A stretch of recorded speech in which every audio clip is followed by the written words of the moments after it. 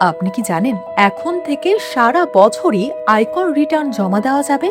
আর সময় মতো রিটার্ন দিলে পাচ্ছেন বিশেষ ছাড়, তবে দেরি করলে গুনতে হবে জরিমানা। জাতীয় রাজস্ব বোর্ড বা এনবিআর একটি অত্যন্ত গুরুত্বপূর্ণ সিদ্ধান্ত নিয়েছে। এখন থেকে যে কোনো করদাতা সারা বছরই অনলাইনে আয়কর রিটার্ন জমা দিতে পারবেন। এনবিআর জানিয়েছে আগামী 1 জুলাই থেকে 2026 থেকে 27 অর্থ বছরের জন্য অনলাইনে রিটার্ন দেওয়ার প্রক্রিয়া শুরু হচ্ছে। এখন প্রশ্ন হলো, অনলাইনে রিটার্ন দেওয়া কি বাধ্যতামূলক? হ্যাঁ, এনবিআর এবারের আদেশে স্পষ্ট করে দিয়েছে যে সব করদাতাকে এখন থেকে বাধ্যতামূলকভাবে অনলাইন রিটার্ন জমা দিতে হবে। তবে কিছু বিশেষ শ্রেণীর করদাতাদের জন্য এখানে ছাড় রয়েছে।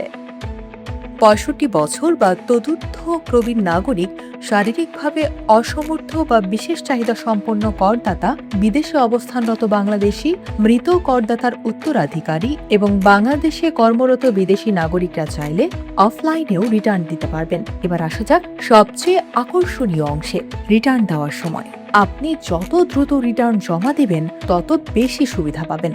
অর্থ বছরের প্রথম প্রান্তিকে অর্থাৎ জুলাই থেকে সেপ্টেম্বরের মধ্যে রিটার্ন দিলে আপনি পরিশোধযোগ্য করের 5% বা 25,000 টাকা, যা কম, সেই পরিমাণ টাকা ছাড় পাবেন। দ্বিতীয় প্রান্তিকে অর্থাৎ অক্টোবর থেকে ডিসেম্বরে রিটার্ন দিলে কোনো বাড়তি জরিমানা নেই, আবার কোনো ছাড়ও নেই। কিন্তু সাবধান, এরপর দেরি করলেই কিন্তু জরিমানার খড়গ। জানুয়ারি থেকে মার্চ মাসের মধ্যে রিটার্ন দিলে আপনাকে করের অতিরিক্ত 2% বা 3,000 টাকা, যা বেশি, সেই পরিমাণ জরিমানা গুনতে হবে। আর একদম শেষ প্রান্তিক অর্থাৎ এপ্রিল থেকে জুন মাসে রিটার্ন দিলে 5% বা 5,000 টাকা পর্যন্ত জরিমানা দিতে হতে পারে। রিটার্ন দেওয়া এখন পানির মতো সহজ। ব্যাংক ট্রান্সফার, ডেবিট বা ক্রেডিট কার্ড, এমনকি বিকাশ, নগদ বা রকেটের মতো মোবাইল ব্যাংকিং অ্যাপ দিয়েও আপনি ঘরে বসেই কর পরিশোধ করতে পারবেন।